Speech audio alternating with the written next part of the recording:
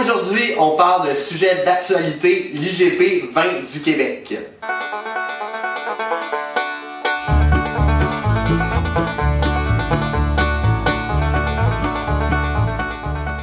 IGP est une mention sur étiquette qui veut dire indication géographique protégée.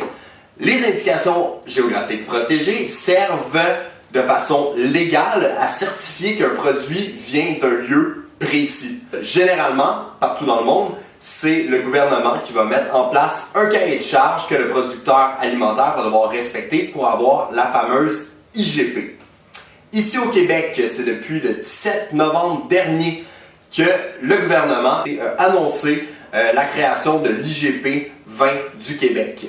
Cette IGP s'ajoute à d'autres indications géographiques protégées qu'on avait déjà au Québec, comme l'agneau du Québec, le vin de glace, le cidre de glace et le maïs de Neuville. Il faut savoir que depuis 2009, il y a déjà une certification qui existe, donc la certification Vin du Québec, mise en place par l'Association des vignerons du Québec.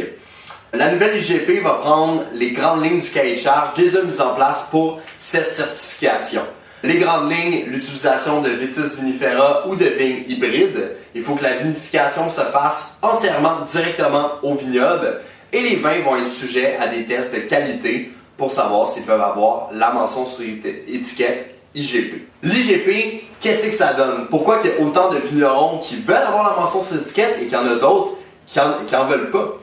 Donc, en fait, les points positifs, premièrement, c'est une belle marque de commerce.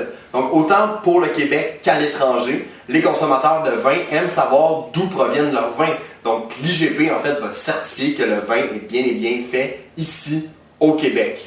Ensuite, c'est la première étape vers l'obtention d'une AOC, donc les appellations d'origine contrôlée, qui va pouvoir certifier, en fait, encadrer les terroirs, les régions du Québec pour avoir une mention sur étiquette supplémentaire, donc les AOC, comme par exemple l'appellation d'origine contrôlée de Donham ou des Basses-Laurentides. Pourquoi pas?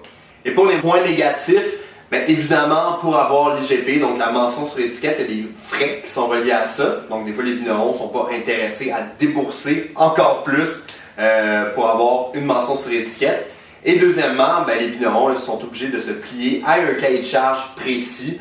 Et des fois, ça va à l'encontre du côté créatif du vigneron. Donc le vigneron ne sera pas intéressé à avoir cette mention sur l'étiquette. Donc j'espère que ça a répondu à vos questions sur l'IGP Vin du Québec. Si vous avez plus de questions, vous pouvez aller consulter le www.boîteavin.com ou venir nous voir directement en boutique.